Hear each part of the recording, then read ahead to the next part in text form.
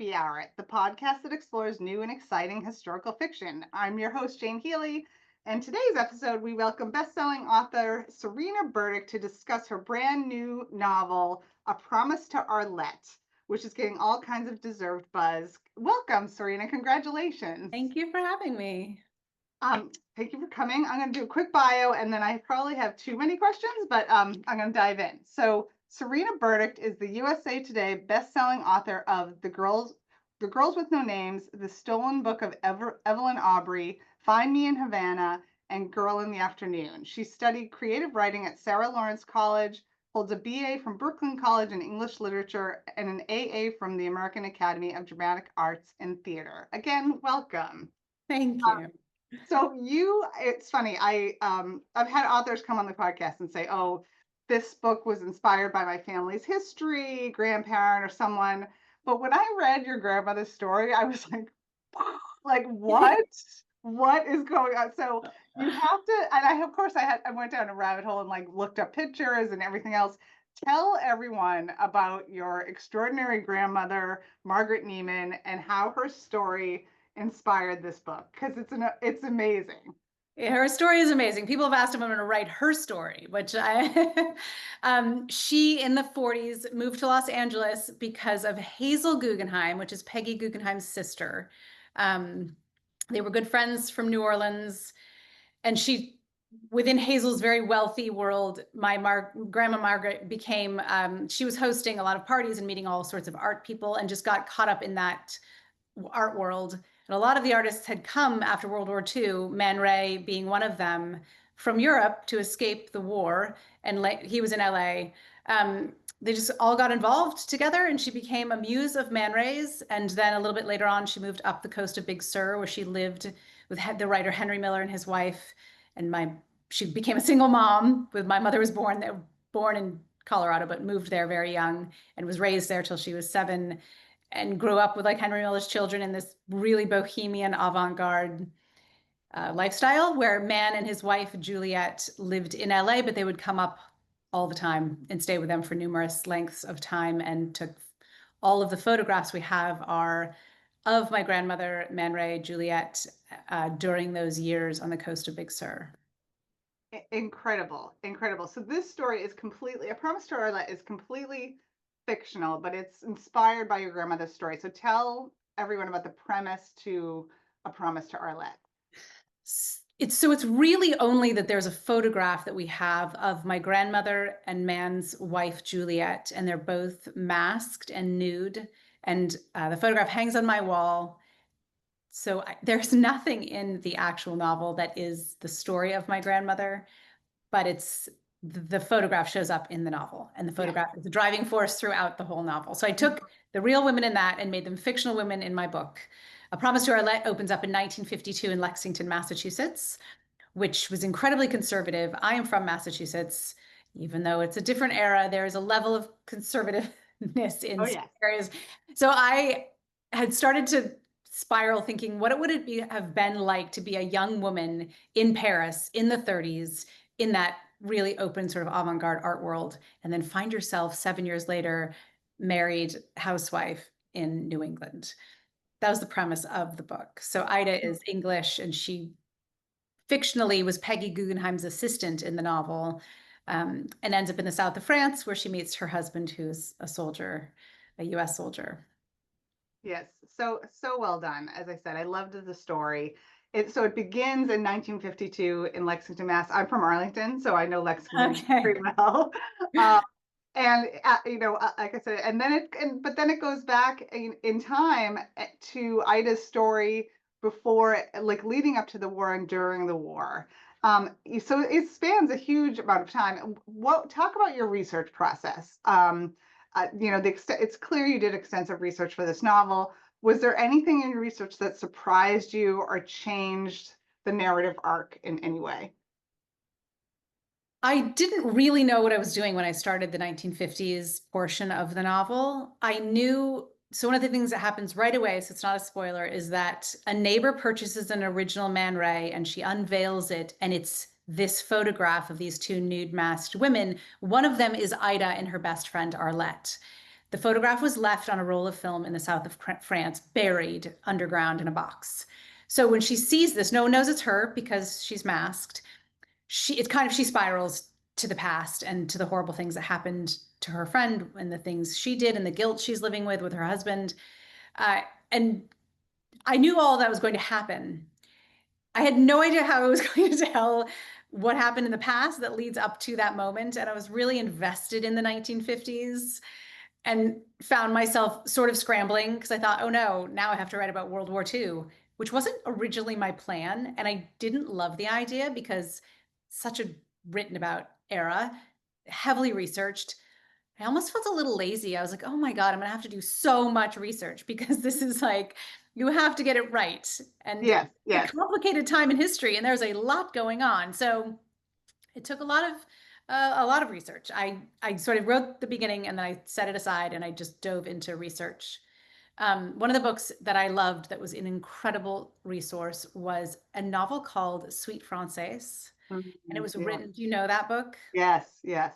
So it was written by a woman during the war, fictional, but everything she's writing is like happening in real time to this woman as she's writing. And then sadly, as you probably know, she doesn't survive. The writer doesn't survive. And they find this novel years later. So that novel to me just was gripping. And I, made meticulous notes and really kind of drew from what I learned during just that fictional read. Yeah, the whole story, the story of that book, the movie, it's just amazing. Yeah, amazing. Yeah. So the story centers on this young married couple, Ida and Sydney, and they meet in France, in occupied France during the war. Sydney, as you said, was an American serving there. Ida was kind of pulled into working for the French resistance by her dear friend, and sometimes more than friend, Arlette. Talk about these three main characters and your process of developing these rich characters that are the center of the story. I wanted to explore the two young women together. Arlette is very much a central character, even though she's maybe not Ida is the protagonist. When Ida meets her, I just wanted to look at these two young women, and they're very 18, 19, 20s. The relationship between them that is complicated and really dynamic. And I liked that Arlette comes in with a strong, solid sense of herself, and Ida is really trying to figure herself out. And I like to tell people there's a woman in my life who's similar there was very much a woman in my life who was in my mind while I was writing this. So, writers, we always bring something to it. So the character Arlette reminded me of, or I used this female woman in my life who I was just friends with her, but always had a draw and a seek to be closer to, wanted to understand and couldn't. And so it was a complicated female relationship that I experienced and really wanted to explore it deeper. And I obviously flesh it out far more in the novel. And I make them, there's an attraction the women have to each other, which is also complicated. And then I wanted to throw in this idea that I really wanted to write like a true love story. So Sydney to me is that truly good guy that she just totally falls in love with. And I really wanted to show, even through the guilt and the war and the difference of coming back and trying to raise their kids, that they were really solid with each other and committed to a certain extent. It was important to me to have that relationship be as strong as I hope it comes off on the page. One of the things I liked about the angle you took on this story, and this because it's post-war, is my grandfather was in World War II. He was on a lot of people on this podcast know he was on the Navy ships off the coast of Africa and Europe, and he came home, and like a lot of these veterans, men and women, like never talked about it again. Like put it in a box, really did not like talking about it, did not want to go see Saving Private Ryan. Like I lived it, and we didn't have language for things like PTSD, and it was when I was reading about this couple, it was like clearly they had a lot of trauma that they brought it home with them, and then they were just supposed to box it up and get on with their lives. And I thought that was such an interesting angle that you took for this story. Yeah, that was very intentional because I've thought a lot about that. I don't have any personal experience with it, but I find it to be a harder thing to me to even imagine what it is like to be in incredibly war intense environments and then to come home and to somehow merge into normal life and to have it matter. I guess that's Mhm. the thing I would think most people struggle with.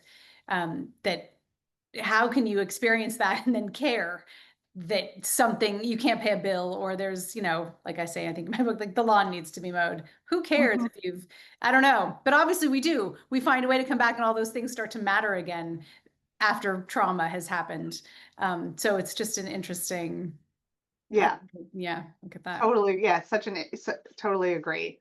Um, there are many, even though the main characters are fictional, there's a lot of real characters from history in the story that you pull into the story.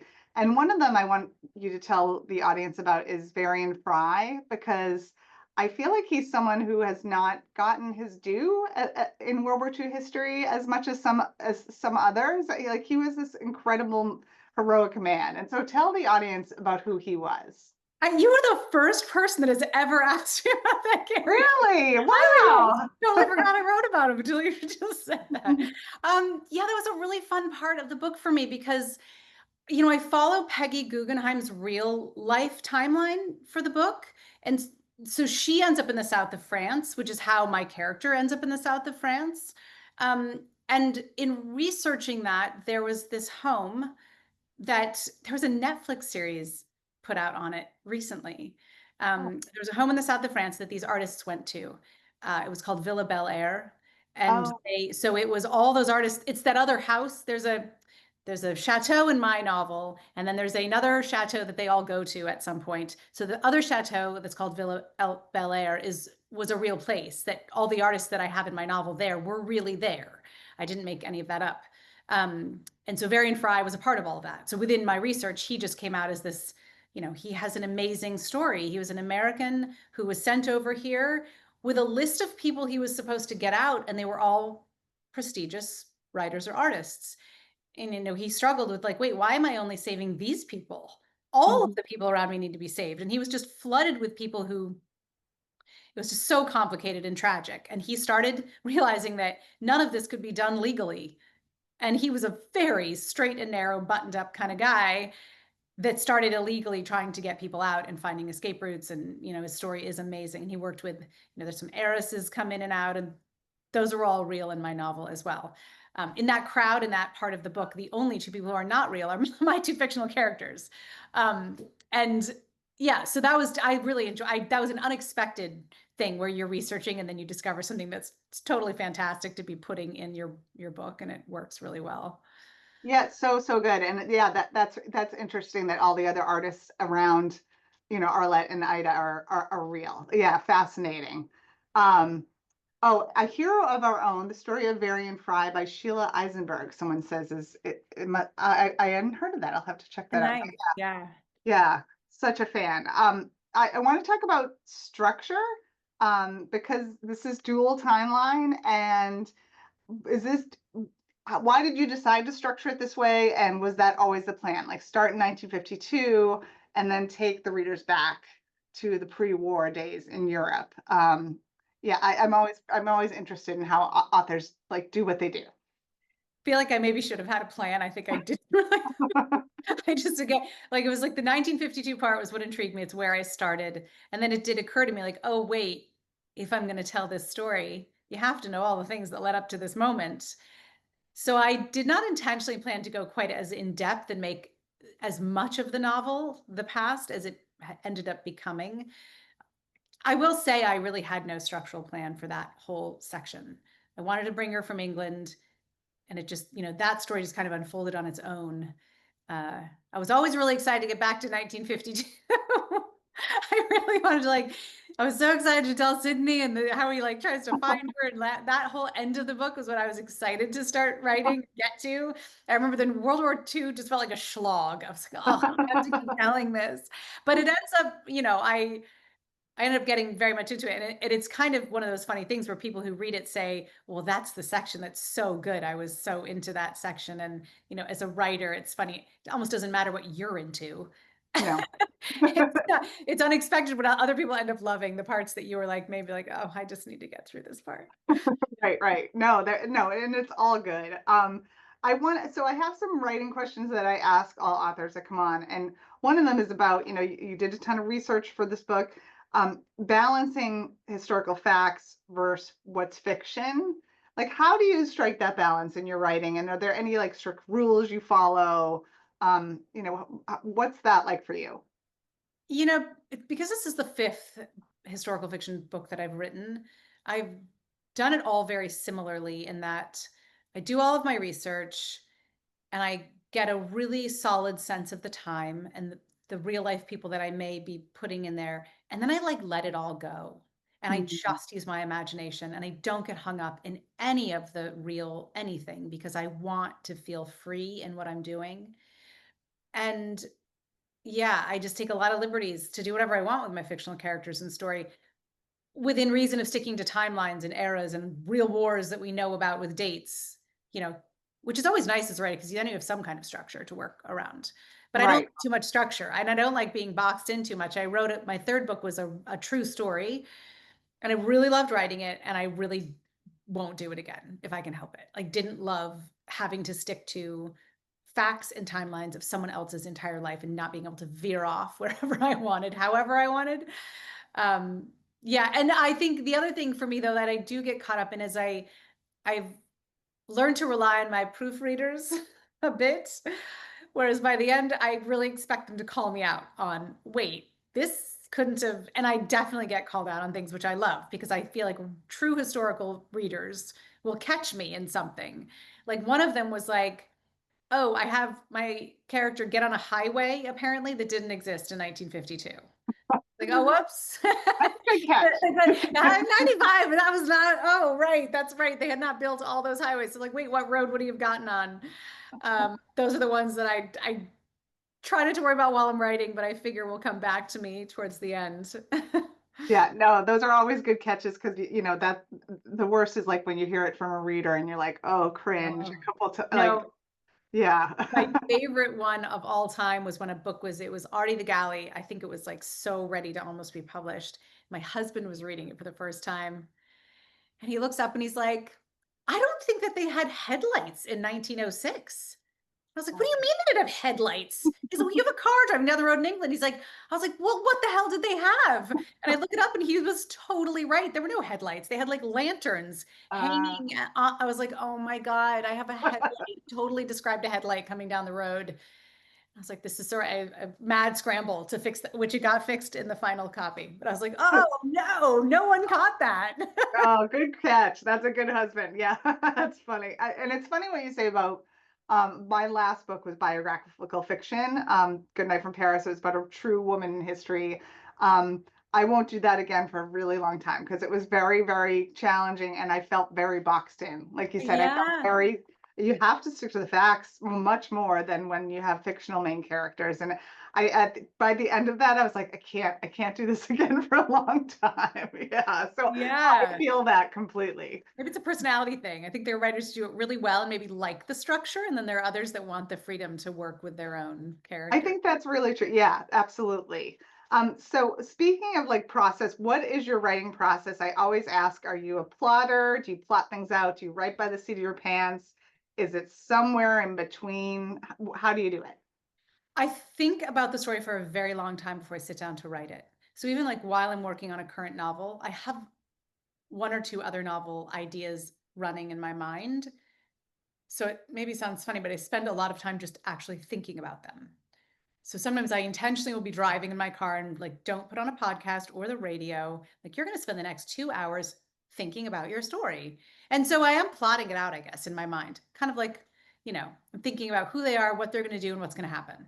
Um, Mhm. and I have that very much, I never know the end. I only have the premise and like where they're going.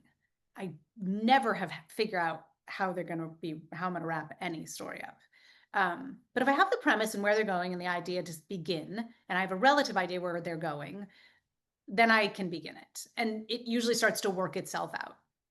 You become more familiar with them. And most writers will say this, I think it's true for a lot of us, that even when you think you have it figured out, it all changes, or it takes on a life of its own, or characters show up that you didn't anticipate coming in.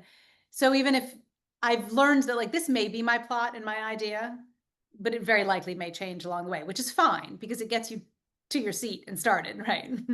Absolutely. Yeah, that's absolutely true. I have to write a synopsis before like I pitch a story to my editors. And I went back and looked at my synopsis for my latest book and I'm like, this is not the book that I wrote at all. Like it was not the same, but that's okay because it gets you started and that's what's the most important thing. So yeah. I have a few more questions for you. And I just want to remind everyone, if you have questions for Serena, you can put them in the chat or the Q&A and I will ask her after I wrap up my questions. What is the most difficult part of the writing process for you, and what is the part that you enjoy the most? The most difficult is that first chapter, sitting down and starting it. I find it Mhm. so grueling. I don't love beginnings. Ugh, and I just don't love first drafts. When Yeah. when I can get it all out, even if it's terrible, I feel a sense of satisfaction. Like, okay, now I know what I can do. Before that, it's a struggle for me. I love editing. So when that first draft is done, and I'm so excited to get back to the beginning. Then I can really clean it up. And I think each editing process I enjoy more. Like the final edits I love because it's like almost right, but you can just really get so detailed and specific and tweak little things. And so yeah, that's my most enjoyable bit, is like as it gets towards the end. We are the same in that way. Yeah. I like slog through the first draft. I always say it's like blood from a stone, and then the rest of the process is awesome. Like not always awesome, but like better. Yeah, totally. Yeah. Yeah. What when you're on deadline for a book, what's your writing routine like, or do you have one? I mean, some writers do. I'm kind of God. not. Yeah, I know. I feel like I need to have one. I need to be better. I My writing schedule has changed drastically over the years because I have children.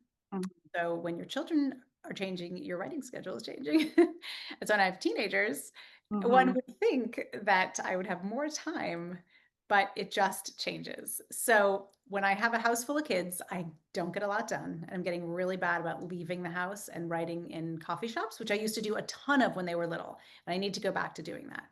So what I would say is I actually have a mentality where I write whenever I can, whenever I have a minute. And there is unfortunately really no schedule to it.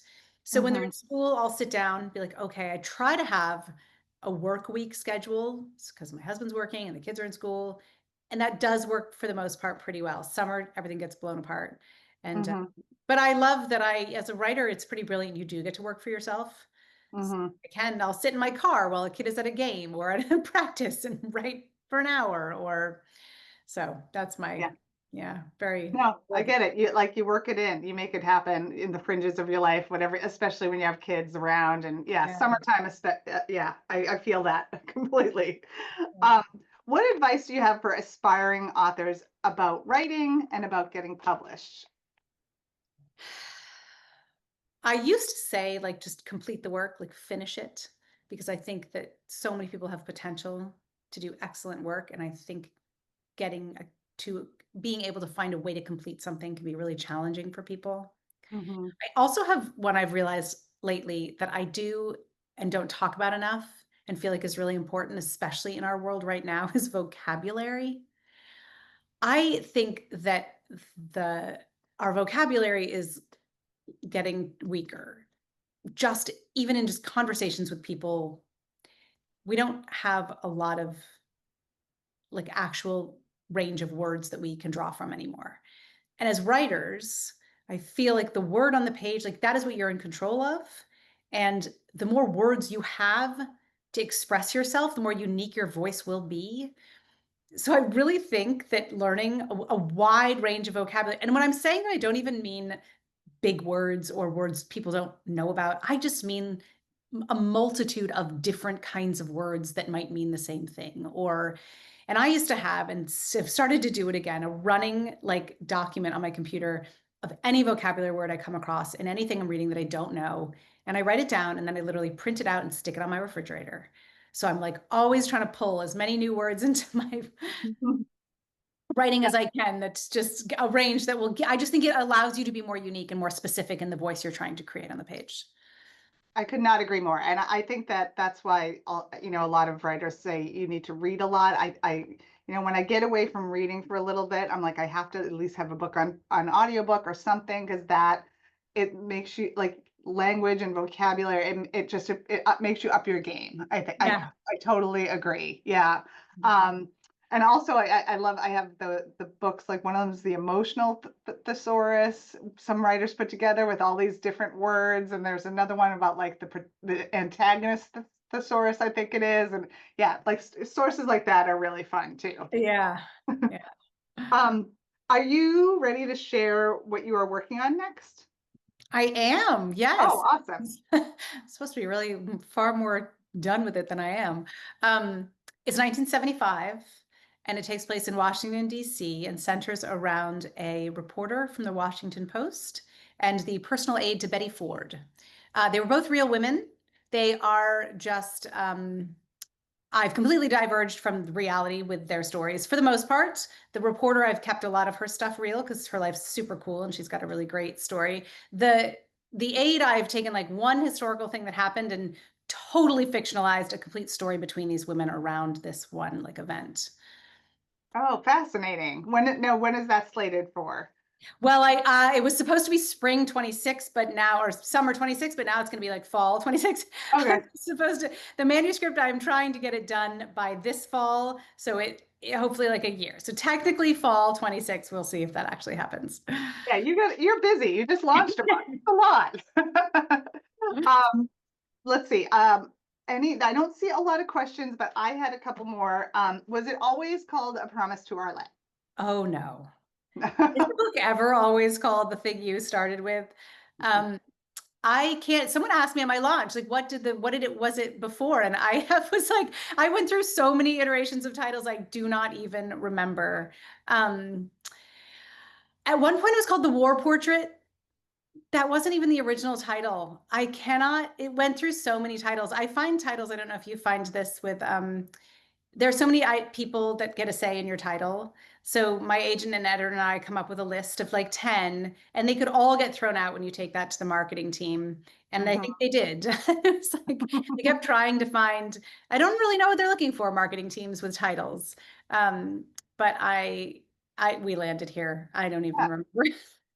No, it totally works. And did you have a say in this gorgeous cover, which is so south of France to me? It looks beautiful. Yeah, it's beautiful. I did have a say. It was the first cover was that, except the house looked far more Tuscan.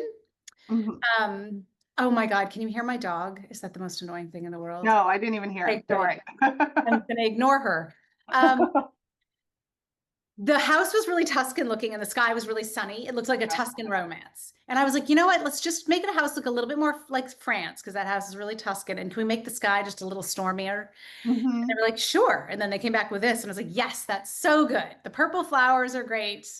It's really pretty. I tend to feel like my covers are really feminine and I don't always love that. I'm like, can I just get a little bit more a grittier cover? And I tend to like, I didn't realize even masculine and feminine was what I was going for. But when I sent a cover I loved to my editor, she's like, that's a really masculine, maybe I'm sexist by even saying a masculine and feminine cover. I don't know. But flowers and, but I love it. I think it's beautiful. And I actually think it works totally well. And I've embraced the fact that I think it looks like a lovely. Oh, it's beautiful. And I think that it was right to add kind of the stormy atmospheric, to the background. I love it. Yeah. And we do have one question, which is a good one. Audrey Tiedemann asks, are you doing any author events coming up in Massachusetts? I want to be. We were just talking about this. Yeah. We should. I just did my launch here in my small town of Greenfield, and I was actually trying to get an event at a bookstore in Boston. I don't know if my publicist has done that. I don't have any lined up. I'll say that. Okay. But I would love to do it. And Jane, you and I talked about trying to line up something, so maybe you can let your people know if that happens. Yes, absolutely. And actually, I will hook you up with a couple of the bookstores around here too, so That'd be great. Yeah, that'd be awesome. So this was delightful. Thank you so much, Serena. Congratulations. It's a beautiful story, everyone. So a promise to Arlette, wherever books are sold. That's a wrap tonight. Thank you so much for coming on. Reminder that The Women of Arlington Hall releases August 1st. And because of that, I'm taking the month of August off, and I have a bunch of podcasts lined up for July. Some will be live like this, some will be offline, but stay tuned, everyone. Check my website and you'll get invitations to the live events. Thank you again, Serena. Thank you so much. It was really great. Take care. Have a good night.